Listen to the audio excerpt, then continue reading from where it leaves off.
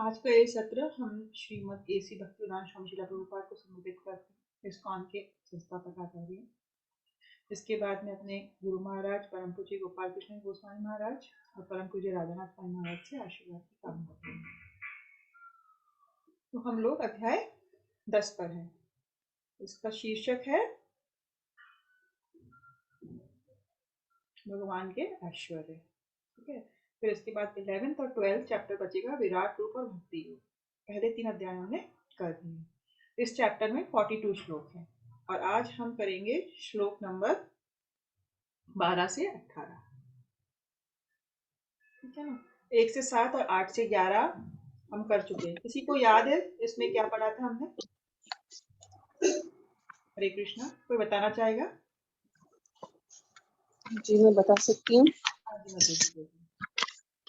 हरे कृष्णा। हरे कृष्णा। जी मैं बताऊं? हाँ जी, हरे कृष्णा। हरे कृष्णा। पहले भगवान ने आध्यात्मिक भौतिक जगत का अपने आप को स्वयं को कारण बताया कि मैं सभी चीजों का कारण हूँ और मुझे वही लोग समझ सकते हैं जो मुझसे प्रेम करते हैं। जो मूर्ख लोग हैं वो मुझसे प्रेम नहीं कर सकते। और जो शुद्ध भक्त होते हैं वो मेरी लीलाओं के विषय में आप परस्पर वर्णन करके खुश होते रहते हैं और आनंदित होते हैं। जिस प्रकार से मछली एक मिनट भी, एक क्षण भी जीवित नहीं रह सकती बिना पानी के, उसी प्रकार ये शुद्ध भक्त भी मेरे चिंतन के अलावा नहीं रह सकते। जिस प्रकार से तरुण और तरुणी आपस में मिलकर आनंदित होते हैं, उसी प्रकार वह मेरी लीलाओं का वर्णन करके आनंदित होते हैं। आगे उन्होंने कहा कि जो भक्त होते हैं वो गुरु से शिक्षा लेकर मुझको समझ पाते हैं, लेकिन यदि कुछ व्यक्ति ऐसे भी हैं जो गुरु से शिक्षा लेकर भी मुझको नहीं समझ पाते हैं, तो वो मेरी सेवा में एकनिष्ठ रहकर भी मुझको प्राप्त कर सकते हैं। ये ऐसा अवसर भी भगवान ने भक्तों के लिए दिया है ताकि वो भगवान को प्राप्त करने का अवसर प्रदान कर सकें। इसके बाद भगवान ने उनका अज्ञान नष्ट करने के विषय में भी बताया कि यदि तुम मेरा चिंतन करते रहोगे तो मैं तुम्हारे हृदय में दिव्य भक्ति रूपी एक बीज बो दूंगा, जिससे कि तुम आगे भी मेरी भक्ति के लिए उन्नति कर सकते हो। और इस प्रकार से भक्ति करते हुए वह प्रेम भक्ति से ही अपने जो कल्मश पाप हैं उनसे मुक्त हो जाता है। और जिस प्रकार से सूर्य के आने पर अंधेरा हट जाता है, उसी प्रकार भगवान के बीज रूपी दिव्य भक्ति के बोध रहने से उसके हृदय निर्मल हो जाता है और व्यक्ति सब पापों से छूट जाता है। भक्तों की भगवान ही उसके पापों का भार स्वयं अपने ऊपर ले लेते हैं और वह भगवान धाम को प्राप्त कर पाता है, उनकी शरणागत ले सकता है। हरे कृष्णा। हरे कृष्ण। धन्यवाद मधुर जी। बहुत ही आपने चारों श्लोकों को, जो चतुर्श्लोकी भगवद गीता थी 8 से 11, जो कि बहुत इंपॉर्टेंट श्लोक है, आपने अच्छे से सार में बताया। ठीक है, तो आज हम करेंगे कि जब भगवान ने अपने बारे में बताया इस अध्याय में कि मैं सभी का सोत्र हूँ, यहाँ तक कि देवी देवताओं का भी सोत्र हूँ, तो इसलिए मुझे कोई नहीं जान सकता। और जो लोग मुझे अजन्मा और आदि जान सकते हैं, वह लोग सारे पापों से मुक्त हो जाते हैं। और भगवान ने बताया कि मैं सभी गुणों का स्रोत हूँ, सभी व्यक्तियों का स्रोत हूँ, और ऐसे मेरे ऐश्वर्य को जो जान जाता है वह मेरी शरणागत में आ जाता है। और फिर भगवान ने 8वें में फिर से रिपीट किया कि मैं अहम सर्वस्य प्रभवो, मतलब सभी कुछ मुझसे उत्पन्न है। और इस ज्ञान से जब भक्त मतलब परिचित हो जाता है, तो वह भगवान की शरणागत में जाता है, भगवान की भक्ति करता है, आपस में परस्पर डिस्कशन करता है, कथा करता है। और ऐसा कथा करने से उनका मेरे प्रति प्यार बढ़ता है। मैं उनको बुद्धि देता हूँ जिससे वो मेरे पास आ सके, और मैं उनका अज्ञान भी दूर करता हूँ। तो इस प्रकार जो भगवान ने इस चैप्टर में बताया, तो अब अर्जुन भगवान के सर्वोच्च पद को स्वीकार कर लेते हैं। वह फिर भगवान को ग्लोरीफाई करते हैं, उनकी वंदना करते हैं, और फिर भगवान से रिक्वेस्ट करते हैं कि आप मेरी जो आपकी विभूतियां हैं, ऐश्वर्य है, उनको विस्तार में बताओ। अभी तो भगवान ने बस बोल दिया कि सब मैं मुझसे निकलते हैं, मैं उनका सोर्स हूँ। तो अब अर्जुन चाहते हैं कि सामान्य जन को, है ना, सभी लोगों को भगवान के ऐश्वर्यों के बारे में डिटेल में पता चले, विस्तार में। इसीलिए अर्जुन पहले तो उनको ग्लोरीफाई करते हैं और फिर उनसे प्रश्न पूछते हैं, मतलब उनको बोलते हैं कि क्या आप मुझे सारी विभूतियां विस्तार में बताएंगे। तो इस प्रकार से ये 2 सेशन में हमारा ये चैप्टर कंप्लीट होगा। ठीक है, तो अब हम देखते हैं कि 12 से 18 में क्या हुआ। कृष्ण के सर्वोच्च पद की अर्जुन की स्वीकृति। तो प्रामाणिक भक्तों द्वारा कृष्ण की परम स्थिति की पुष्टि होती है। कोई पढ़ना चाहेगा इस श्लोक को आप में से? ये 12 और 13 श्लोक है।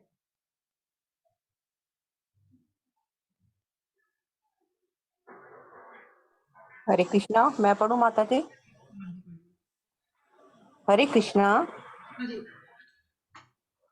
अर्जुनवाच परब्रह्मा पराधर्मा पवित्र परम भवना पुरुष शाश्वत दिव्यमी देवमंज विभुज अहु सत्यमस्य सर्वदेव निसत्यथा अस्त्यो देवलोप्यासा स्वयं चैव वर्षित में। अर्जुन ने कहा, आप परम भगवान, परम धाम, परम पवित्र, परम सत्य हैं। आप नित्य, दिव्य, आदि पुरुष, अजन्मा तथा महानतम है। नारद, असित, देवल तथा व्यास जैसे ऋषि आपके इस सत्य की पुष्टि करते हैं और आप स्वयं भी मुझसे प्रकट कह रहे हैं। हरे कृष्णा। धन्यवाद सुमन जी। ठीक है, तो अर्जुन अब क्या कह रहे हैं कि आप परम भगवान है, पर ब्रह्म, परम धाम है, परम पवित्र है, आप दिव्य, शाश्वत, आदिदेव, अजम और विभु।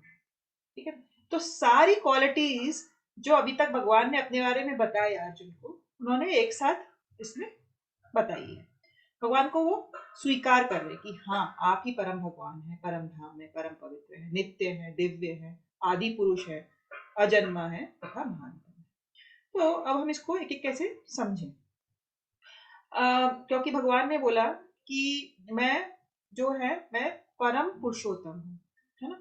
और हमने पढ़ा कि भगवान कहते हैं कि मैं परम ब्रह्म हूँ, तुम लोग सब ब्रह्म हो, मतलब तुम लोग आत्मा हो, लेकिन मैं परमात्मा हूँ। तो भगवान परम ब्रह्म है, इसीलिए भगवान को परम भगवान या पुरुषोत्तम कहा जाता है।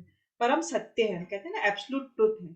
और हमने पहले भी अब बताया कि परम सत्य की 3 अवस्थाएं होती हैं। पहले तो ब्रह्म ज्योति, परमात्मा और भगवान फॉर्म में। तो उस फॉर्म में भगवान को हम रियलाइज कर सकते हैं, उनकी अनुभूति कर सकते हैं। फिर भगवान, जैसे कि इसको हम कैसे समझे कि हम लोग कह सकते हैं, जैसे कि निर्विशेषवादी लोग कहते हैं अहम ब्रह्मास्मि, उनका ये सेंटेंस रहता है।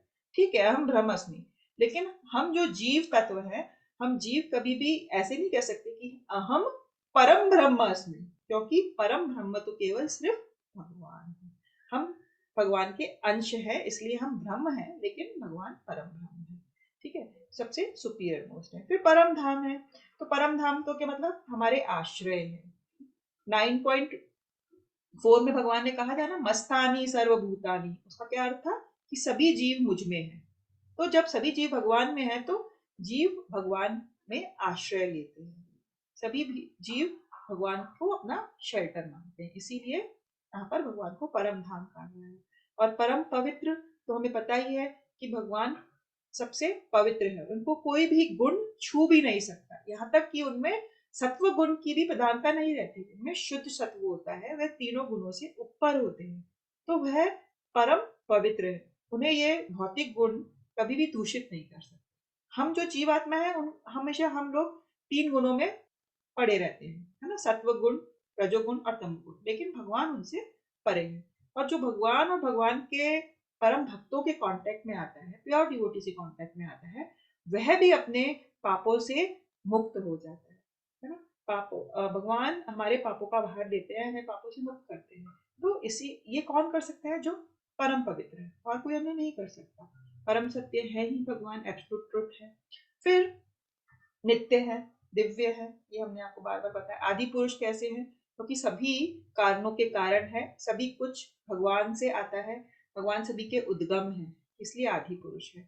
और अजन्मा, क्योंकि भगवान अवतरित होते हैं। भगवान हम जैसे भौतिक शरीर धारण करके जन्म नहीं लेते, है ना। भगवान जब देवकी के गर्भ में आए थे तो वह शंख चक्र गदा पद्म धारण किए हुए वस्त्रों में आए थे। तो भगवान हमेशा अवतरित होते हैं, और जब उनकी इच्छा होती है ना, तब है परित्राणाय साधूनाम विनाशाय च दुष्कृताम धर्म संस्थापनार्थाय संभवामि युगे युगे। इस धरती पर धर्म की स्थापना करने के लिए भगवान हर युग में आते हैं, है ना? और भगवान महानतम है। जैसे कि हम कहते हैं हम लोग तो अनु है, लेकिन भगवान क्या है, विभु है। विभु में यूज बड़ा है, विभु मतलब ग्रेटेस्ट अनु, उनसे बड़ा उनसे ग्रेट कोई भी नहीं है। तो अब हम सोच सकते हैं कि अर्जुन तो भगवान का सखा है, मित्र है, तो चाटुकरी वश मतलब उनको प्रेस कर रहे हैं, फ्लैटर करने के लिए, कहते हैं ना फ्लैटरिंग कर रहे हैं, तो उनकी वह प्रशंसा कर रहे हैं।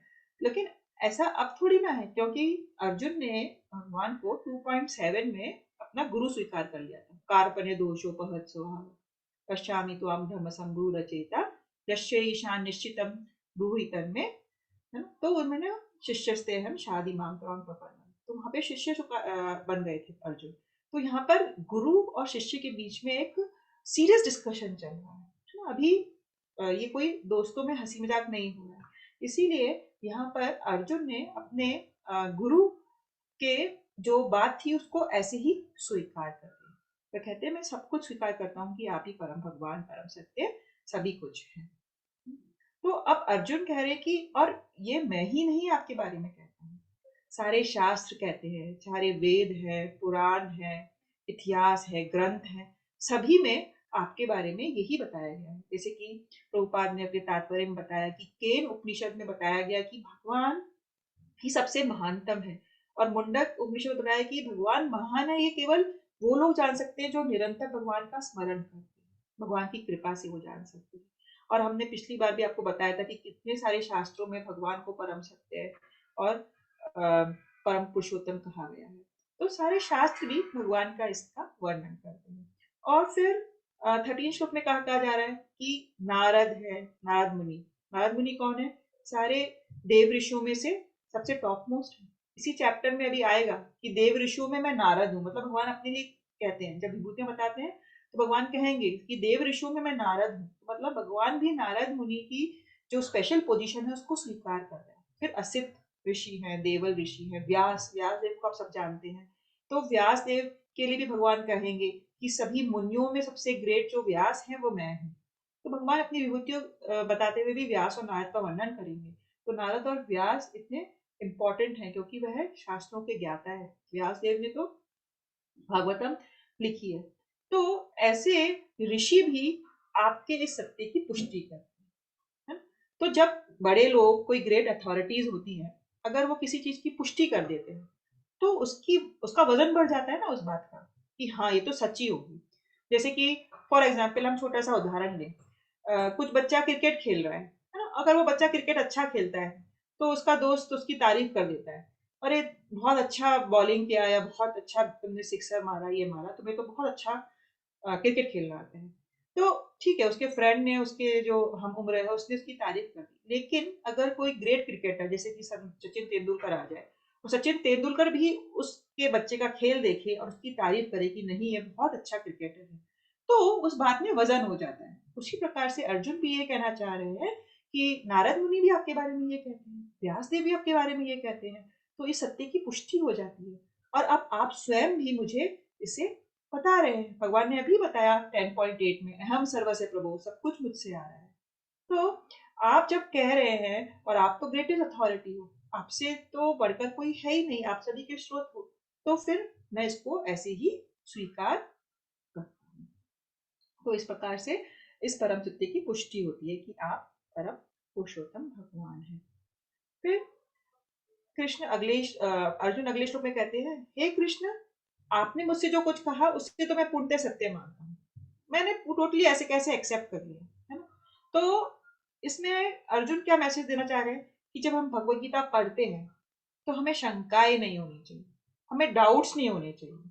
कुछ लोग जो निर्विशेषवादी हैं, या जो भगवत गीता पर टीका तो करते हैं लेकिन जो भक्त नहीं है, तो जो अभक्त होते हैं वे भगवत गीता पर जब टीका करते हैं तो जो भगवान उसमें कह रहे हैं ना, उसको वह पूर्ण तरह से सत्य नहीं मानते और तोड़ मड़ोड़ कर उसको प्रस्तुत करते हैं उस सत्य को। तो ऐसे टीकाकारों की भगवत गीता हमें नहीं सुननी चाहिए। हमें भगवत गीता को एज इट इज स्वीकार करना चाहिए। जो भगवान कह रहे हैं उसी को हमें सत्य मानना चाहिए, और हमें भी अर्जुन की तरह ही भगवत गीता को समझने का प्रयास करना चाहिए। तो अर्जुन क्या कह रहे हैं कि मैं, आप जो मुझे कुछ सब कुछ बता रहे हैं, मैं उसे पूर्णतः सत्य मानता हूँ, मुझे कोई भी शंका और कोई भी डाउट नहीं है। लेकिन हे प्रभु, आपको न तो देवतागण न असुरगण आपके स्वरूप को सही रूप में समझ सकते।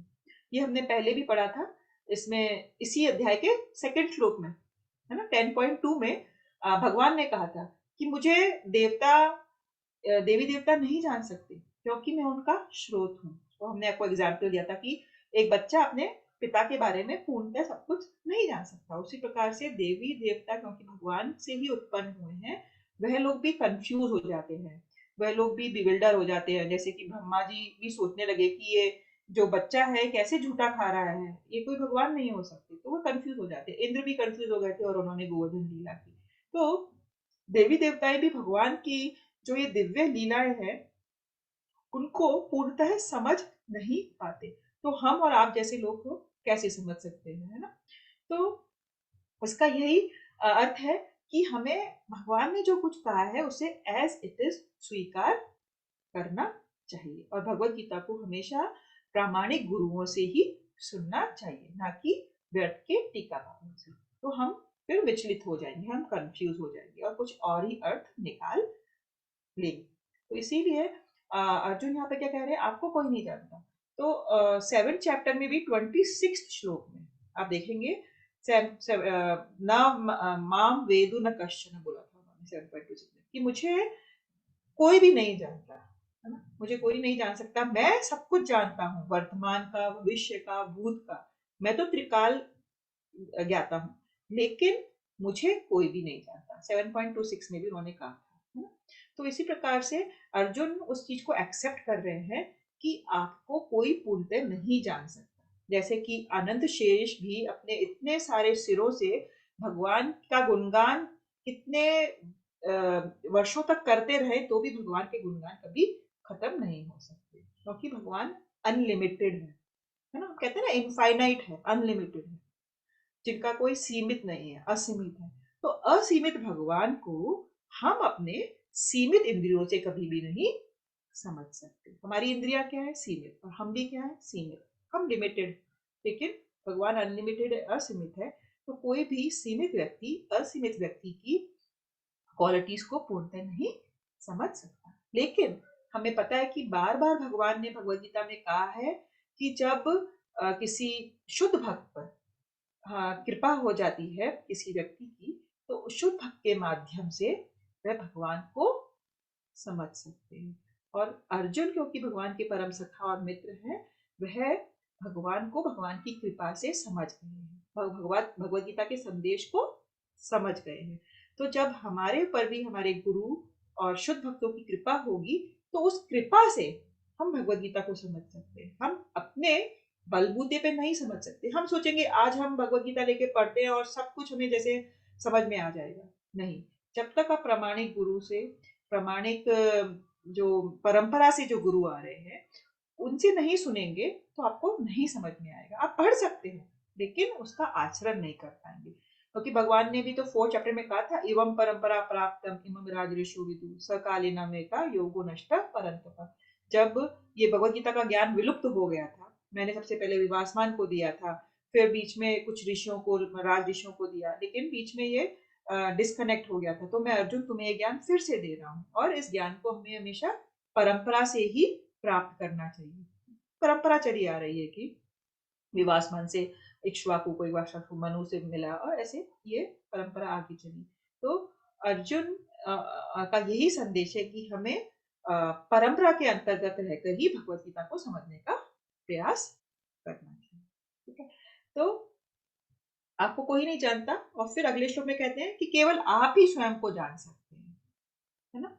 स्वयं एव आत्मना आत्मनम वेथ त्वं पुरुषोत्तम भूत भावन भूतेषु देव देव जगतपति।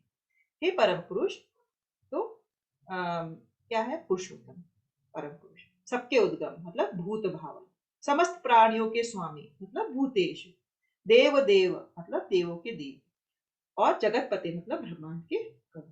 तो यहाँ पर फिर से भगवान को अर्जुन संबोधित कर रहे हैं। सबसे पहले आप भगवान को परम पुरुष कह रहे हैं, पुरुषोत्तम हो आप।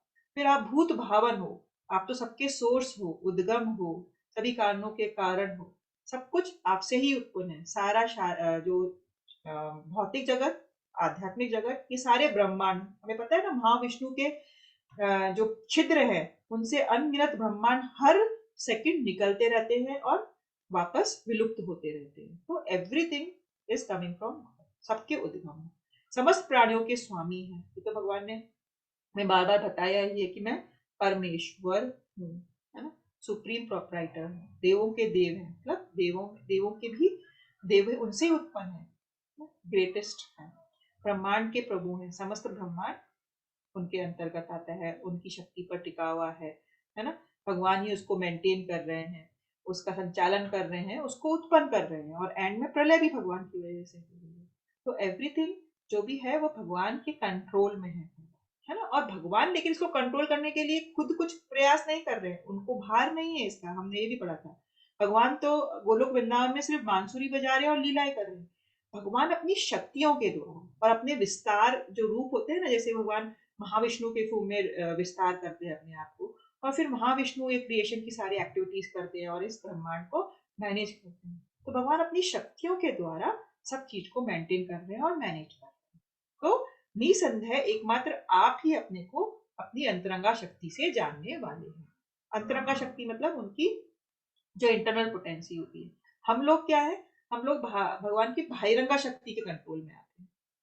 और जब हम बहिरंगा शक्ति क्या है, ये भौतिक जगत है ना, भौतिक चीजें, तो हम उसके कंट्रोल में आते हैं। लेकिन धीरे धीरे अगर हम इस बहिरंगा शक्ति से निकलने का प्रयास करते हैं तो हम भी अंतरंगा शक्ति के भीतर आ जाते हैं। मतलब जब हम भक्त बन जाते हैं तो फिर हमें बहिरंगा शक्ति कंट्रोल नहीं कर पाती और हम भगवान को समझने का प्रयास कर पाते हैं। लेकिन इस भौतिक जगत के प्राणी तो भगवान को बिल्कुल नहीं समझ सकते। भक्त कुछ हद तक भगवान को समझ सकते हैं, लेकिन यहाँ पर क्या कहा जा रहा है कि भगवान ही केवल भगवान के इन विचित्र कार्यकलापों को जानते हैं। भगवान ने पहले भी जैसे 9.7.15 में कहा था कि अब नहीं 9.11 में, अब जानती माम मूढ़ा मानुषिम तनु आशु। जो मूर्ख लोग हैं, जब मैं यहाँ पर लीला करने के लिए मनुष्य रूप में आता हूँ तो फिर वह मुझे स्वीकार नहीं करते। अब जानती माम मूढ़ा मानुषिम तनु आशु, वह सोचते हैं कि ये भी एक साधारण मनुष्य है। तो मूर्ख व्यक्ति नहीं समझ सकते इस चीज को, और भगवान ही अपने आप को जानते हैं। अब इतना सब कुछ कहने के बाद अर्जुन क्या कहते हैं कि ठीक है, आपने अपने बारे में इतना कुछ बताया मुझे, है ना, कि आप सभी के सोर्स हो और आप आदि कारण हो, लेकिन आपके इन ऐश्वर्यों के बारे में, जो ये दिव्य ऐश्वर्य है, इनके बारे में विस्तार रूप से सुनना चाहता हूँ। कृपया मुझे अपने दिव्य ऐश्वर्यों के बारे में विस्तार से बताएं, जिससे आप इन सभी संसारों में व्याप्त हैं। तो अभी अर्जुन रिक्वेस्ट कर रहे हैं कि आप अपने ऐश्वर्यों को बताइए, लेकिन भगवान क्या कहेंगे कि मैं तुम्हें कुछ ही बता सकता हूँ ऐश्वर्य, मेरे ऐश्वर्य में पूर्णतः तुम्हें नहीं बता सकता विस्तार में।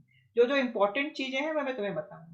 और इसके बाद अगले ही चैप्टर में वो अपना ये यूनिवर्सल फॉर्म बताते हैं, है ना, विराट रूप बताते हैं अर्जुन को। तो भगवान कहेंगे कि मैं तुम्हारे को सभी ऐश्वर्यों के बारे में नहीं बता सकता, कुछ ऐश्वर्यों के बाद जो मुख्य ऐश्वर्य है वो ही मैं बताऊंगा। अब अर्जुन जब रिक्वेस्ट करते हैं तो वह ये रिक्वेस्ट क्यों कर रहे हैं? अर्जुन ने तो ये मान लिया है ना कि परम पुरुष पुरुषोत्तम। अर्जुन सामान्य जन और जो निर्विशेषवादी लोग होते हैं, जो लोग भगवान के बारे में बस ये विचारशील कर सकते हैं कि भगवान सब जगह है, ऐसा कहते हैं वो लोग, है ना, वह लोग भगवान के आध्यात्मिक रूप को नहीं समझ सकते, आध्यात्मिक रूप की कल्पना नहीं कर सकते, वह जप नहीं कर सकते। तो वह लोग जब भौतिक चीजें देखते हैं तो उन्हें भगवान समझ में आते हैं कि हाँ भगवान है। तो ऐसे लोगों के लिए अर्जुन रिक्वेस्ट कर रहे हैं, और अर्जुन क्या कह रहे हैं कि अर्जुन क्या कह रहे हैं कि हे परम रहस्यवादी, उनको कह रहे परम रहस्यवादी, आपका रहस्य कोई नहीं समझ सकता। मैं लगातार आपके बारे में कैसे सोचूं, मैं आपको कैसे जानूं? हे भगवान, आपको किन विभिन्न रूपों में याद किया जाना है? यह भी अर्जुन सामान्य जन के बिहाफ में कह रहे हैं, है ना। वह खुद तो भगवान के बारे में समझ गए हैं, उन्होंने तो एक्सेप्ट कर लिया।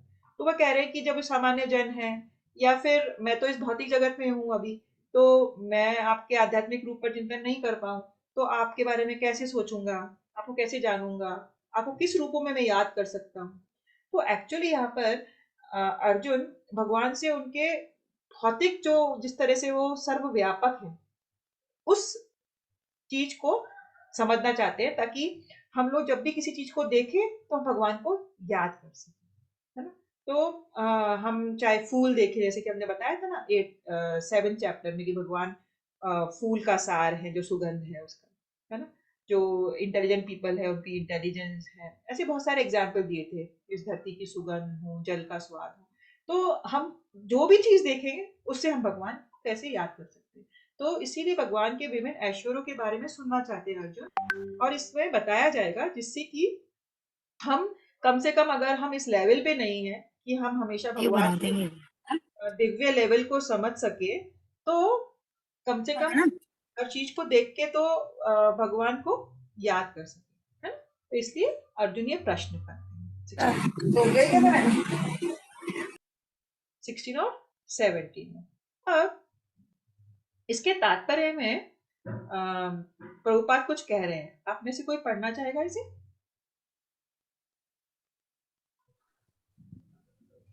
मैं पढ़ती हूँ। हाँ जी, हरे कृष्ण पढ़िए। हरे कृष्णा। पाली जी पढ़िए। हेलो, उमा जी आप पढ़ना चाहती हैं? ठीक है, दीपाली जी आप। मैं पढ़ूं। हाँ जी पढ़िए। सामान्य जन जिसे कृष्ण के प्रति कोई प्रेम नहीं है, कृष्ण के विषय में निरंतर नहीं सोच सकता, वह तो भौतिक चिंतन करता है। अर्जुन इस प्रकार के भौतिकतावादी लोगों की चिंतन प्रवृत्ति के विषय में विचार कर रहा है। केशु केशु च भावतो शब्द भौतिक प्रकृति के लिए प्रयुक्त है। भाव का अर्थ है भौतिक वस्तु, क्योंकि भौतिक वस्तुओं पर चित्त एकाग्र करने की तथा ये देखने का प्रयास करने की सलाह दी जाती है कि कृष्ण भौतिक रूपों में किस प्रकार प्रकट होते हैं। हरे कृष्ण। हरे कृष्ण, धन्यवाद उमा जी। ठीक है ना। तो सामान्य जन के लिए प्रभुपाद कह रहे हैं कि जिनमें कृष्ण के प्रति कोई प्रेम नहीं है, तो जिसके कृष्ण के प्रति कोई प्रेम नहीं है, भक्ति नहीं है, तो वो कृष्ण के विषय में निरंतर नहीं सोच सकता, उसके लिए बहुत डिफिकल्ट हो जाएगा। वह तो केवल भौतिक चिंतन कर सकता है। तो इस संसार के जो भौतिकवादी लोग हैं, उनकी चिंतन प्रवृत्ति को सोचकर अर्जुन सोच रहे हैं कि अगर भौतिक वस्तुओं पर चित्त एकाग्र करने की तथा ये देखने का प्रयास करने की सलाह दी जाए, तो कि कृष्ण भौतिक रूपों में किस प्रकार प्रकट होते हैं, तो कम से कम आम आदमी भगवान के बारे में सोच तो सकेगा, है ना। तो इस प्रकार से अर्जुन की ये रिक्वेस्ट है। तो अब हम देखते हैं कि अर्जुन क्या कहते हैं अगले श्लोक में। अगले श्लोक में कहते हैं, मैं क्यों पूछ रहा हूं आपसे कि आपने दिव्य ऐश्वर्यों के बारे में विस्तार में बताइए, क्योंकि आपके बारे में सुनने में मेरे को कोई सेटिस्फेक्शन ही नहीं मिलता है, कोई तृप्ति ही नहीं मिलती है मुझे, है ना। तो विस्तारेणात्मनो योगम विभूतिम च जनार्दन भूये कथय तृप्ति शृण्वतो नास्ति में अमृतम। दीपाली जी आप इसका अनुवाद पढ़ दीजिए।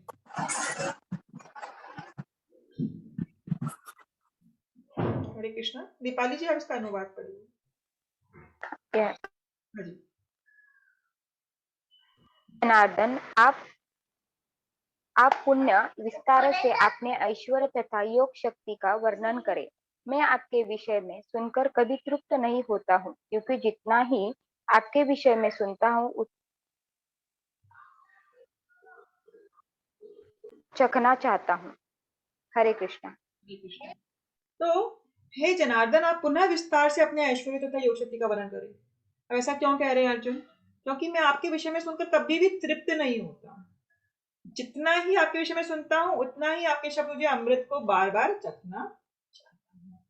तो हम यहाँ पे पिक्चर क्या लगाई है, प्रभुपाद कथा कर रहे हैं, है ना, और भक्त लोग सुन रहे हैं। और हमने इसी चैप्टर में पढ़ा था कि भक्त लोगों को सिर्फ एक ही काम करना है, कथयंतश्च माम नित्यम बोध्यंत परस्परम, एक दूसरे को एनलाइटन करना है, एक दूसरे को ज्ञान देना है, और एक दूसरे से कथा सुननी है और संगति करनी है। तो अर्जुन कह रहे हैं कि आपके विषय में जब कोई सुनता है, तो कभी सेटिस्फेक्शन ही नहीं मिल सकता। हमारी की इच्छा होती है हम और सुने भगवान की लीला, एक लीला सुनते हैं और दूसरा लीला सुनने का मन करता है। उनको बार बार भी सुन सकते हैं हम। हर जन्माष्टमी पे, जन्माष्टमी आ रही है अभी, तो हम जन्माष्टमी पे बहुत सारे लेक्चर्स का ऑर्गेनाइजेशन करते हैं और वही हमेशा हर साल करते हैं। वही पूतना लीला सुनाई जाएगी, गोवर्धन लीला सुनाई जाएगी, है ना, दिनाक सॉरी यस, वही बिल्कुल। लीलाएं सुनाई जाएंगी, है ना। तो हर साल हम रिपीट करते हैं, हर साल वही डांस ड्रामा करते हैं, माखन चोर का ये वो। लेकिन हम कभी भी कितने एंथुजियाज्म से करते हैं, हमेशा कितने उत्साहित होते हैं। ये थोड़ी ना हम बोर हो जाते हैं, एक साल कर लिया अब अगले साल तो हम ये वाली लीला नहीं करेंगे, ऐसा नहीं होता। क्योंकि भगवान की लीलाएं दिव्य है और इन दिव्य लीलाओं से भगवान खुद अपने आप को मैनिफेस्ट करते हैं उसमें, है ना। भगवान उसमें खुद मौजूद है उन लीलाओं में। तो इसीलिए वह कभी भी हमें बोर नहीं कर सकती। हम अगर कोई आधुनिक कथाएं सुनते हैं, मैगजीन्स पढ़ते हैं, स्टोरी बुक्स पढ़ते हैं, हम एक दो बार पढ़ लेंगे मैक्सिमम, लेकिन हम उनको बार बार नहीं पढ़ पाएंगे। लेकिन भगवान की लीलाएं, भागवतम है, भक्तों की लीलाएं हैं, उनका श्रवण हम बार बार कर सकते हैं। वो हमेशा हमें नई लगती है ना। क्योंकि इस भौतिक जगत की चीजें क्या है, हम हम हमेशा नया एक्सपीरियंस चाहते हैं कि अगर मैं इसको ऐसे यूज करूंगी तो मुझे नया एक्सपीरियंस होगा। लेकिन इस भौतिक जगत की चीजों को हम कितना भी एक्सपीरियंस करें, सागर करते हैं। वो आनंद नहीं मिलता, है ना। प्रभुपाद क्या कहते हैं, चूइंग द च्यूड कहते थे। उसका क्या मतलब हुआ है कि ये तो हमने बहुत जन्मों से भौतिक आनंद प्राप्त करा है, करते आए हैं, लेकिन हम उससे फिर से उसको चू करने की कोशिश कर रहे हैं, लेकिन हमें वो आनंद नहीं मिलेगा। क्योंकि एक बार हमने वो आनंद ले लिया है और फिर उसको लेने की कोशिश कर रहे हैं, तो हमें संतुष्टि नहीं मिलती, हमें सेटिस्फेक्शन नहीं मिलता, वो आनंद नहीं मिलता। भगवान कह रहे हैं कि तुम अगर रिपीटेड अपने लाइफ में, बर्ड्स में बार बार वही आनंद लेने की कोशिश करोगे, तो तुम्हें फिर बार बार जन्म ही लेना पड़ेगा। इसीलिए तुम अपना मन मेरी कथाओं को सुनने में लगाओ, तो कम से कम तुम इस जीवन से मुक्त हो जाओगे और मेरे साथ नित्य लीला कर सकते हो, मेरे परम धाम आ सकते हो। तो यहाँ पर भगवान के बारे में सुनने पर इम्पोर्टेंस है। अगर हम भगवान के बारे में जितना सुनते हैं, वह हमें अमृत के समान लगता है और हमें बार बार और हमेशा सुनते रहने की इच्छा हमारी और जागृत होती जाती है। हम उससे कभी भी थकते नहीं है, है ना। नॉर्मल स्टोरीज और मूवीज देख लेंगे, कितना देख लेंगे, एक बार दो बार, लेकिन अल्टीमेटली हम उससे बोर हो जाते हैं और हम सोचते हैं हमें अब कोई नई मूवी चाहिए, कोई नया गाना सुनना है। लेकिन भगवान की कथाएं हम हर साल और हर दिन वही सुनते हैं, लेकिन हमें एक अनुभव होता है ना, एक आध्यात्मिक अनुभव होता है और अर्जुन को वही आध्यात्मिक अनुभव हो रहा है और शास्त्र भी उसकी पुष्टि कर रहे हैं। तो जब शास्त्रों की पुष्टि और आध्यात्मिक अनुभव, जो हमारा व्यक्तिगत अनुभव होता है, वो दोनों मिल जाता है, तो हमारा जो फेथ होता है, हमारी श्रद्धा होती है, वह बढ़ जाता है। तो हमें भी यही करना चाहिए, हमें शास्त्र अध्ययन करना चाहिए और साथ साथ में हम जो अनुभव करते हैं उसको भी हमें ध्यान रखना चाहिए। और डेफिनेटली अगर हम ये सब प्रोसेस फॉलो कर रहे हैं, तो हम हमारी जिंदगी में ट्रांसफॉर्मेशन देखते हैं, चेंजेस देखते हैं, एक एक्सपीरियंस देखते हैं, एक खुशी देखते हैं। तो उसका क्या मतलब है कि हमें नेचुरली कुछ दिव्य आनंद मिल रहा है ये सब करने में, है ना। वो उसका एक्सपेरिमेंट का रिजल्ट हम देखते हैं, तो हम समझ सकते हैं कि ये काम कर रहा है। तो प्रभुपाद यही कहते हैं कि भक्ति के जो ये 9 अंग हैं, उनको आप करते रहो, करते रहो, करते रहो, तो अल्टीमेटली आपको भगवान का प्रेम प्राप्त हो जाएगा। आप श्रद्धा से प्रेम के स्तर पर पहुंच सकते हो। और इसी के तात्पर्य में प्रभुपाद ने लिखा है कि भागवतम में भी इसी विषय में कहा गया है। भागवतम का जो पहला स्कंध है, उसका पहला अध्याय है, उसका जो 19वां श्लोक है, उसमें जब शौनका ऋषि हैं, शौनका ऋषि जो है वह सुत गोस्वामी से कहते हैं कि आप हमें ये भागवतम की लीलाएं सुनाइए, क्योंकि उत्तम स्तुतियों द्वारा प्रशंसित कृष्ण की दिव्य लीलाओं का निरंतर श्रवण करते हुए कभी तृप्ति नहीं होती। भागवतम में लिखा गया है। किंतु जिन्होंने कृष्ण से अपना दिव्य संबंध स्थापित कर लिया है, वे पद पद पर भगवान की लीलाओं के वर्णन का आनंद लेते रहते हैं। तो इसका कभी भी संतुष्टि नहीं होती। लेकिन जो भगवान से कनेक्ट हो गए हैं, वे हर वक्त भगवान की लीलाओं को सुनने में आनंद लेते हैं। तो इसीलिए अर्जुन की रिक्वेस्ट है कि भगवान अपने दिव्य ऐश्वर्यों के बारे में बताए, तो भगवान फिर 19 से अपने ऐश्वर्य कहना प्रारंभ करेंगे। और इस चैप्टर में 19 से लेके 42 तक भगवान के ऐश्वर्यों का वर्णन है, जो हम लास्ट सेशन में कवर कर लेंगे। तो आपकी बार 10 चैप्टर की हम समाप्ति करेंगे, तो उसमें सारे ऐश्वर्य हम एक टेबल के फॉर्म में आपको बताएंगे। तो आज का सत्र ही समाप्त होता है। थोड़ा छोटा था, आज सिर्फ 6 ही श्लोक हमने कवर किए, क्योंकि 19 से फिर सारे ऐश्वर्य स्टार्ट हो रहे थे, तो वो इसमें मिला नहीं सकते थे, तो इसीलिए हम इसको अभी खत्म करते हैं। किसी का कोई प्रश्न है तो आप पूछ सकते हैं, कोई डाउट्स है तो आप पूछ सकते हैं। दीदी जो आपने